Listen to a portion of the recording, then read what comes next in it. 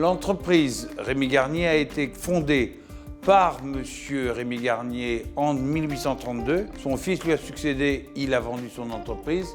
Depuis plusieurs propriétaires et j'ai racheté l'entreprise en 2001.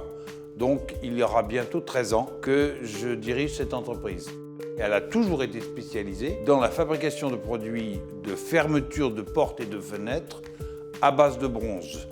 Nous avons maintenant un catalogue de produits qui a été créé au cours du 19e et du 20e siècle, produits que nous reproduisons à la commande et que nous refabriquons selon les méthodes traditionnelles, artisanales, qui ont été en vigueur et en usage pendant tout le 19e et le 20e et qui font aujourd'hui la renommée de l'entreprise grâce à la qualité de ce travail.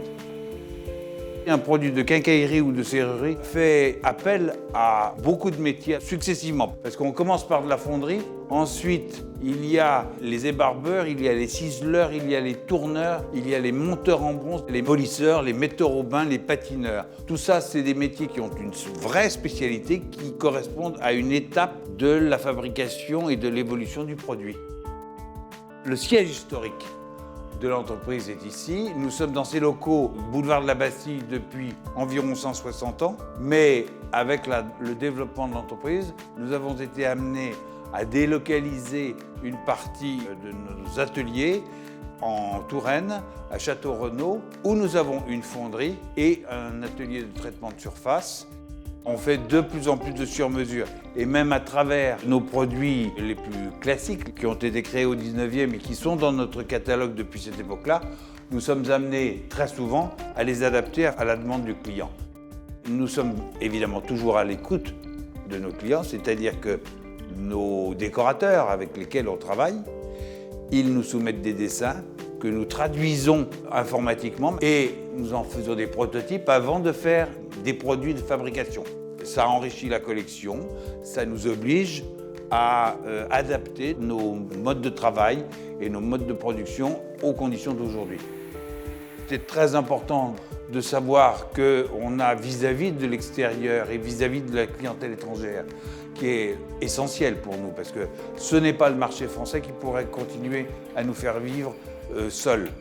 Il faut absolument aller chercher les clients à l'étranger. Et d'autre part, on ne peut aller chercher des clients à l'étranger que si, pour eux, les produits français, les produits de style français correspondent à quelque chose.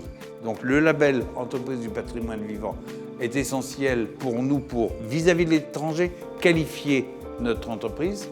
C'est une reconnaissance, je dirais, internationale et surtout officielle, sur laquelle nous nous appuyons de plus en plus. Il faut souhaiter que le style de vie, le style de produit que nous représentons, qui correspondent vraiment à l'histoire artistique, culturelle française, reste pour les Français et pour les étrangers un must, parce que c'est ça qui fait le renom.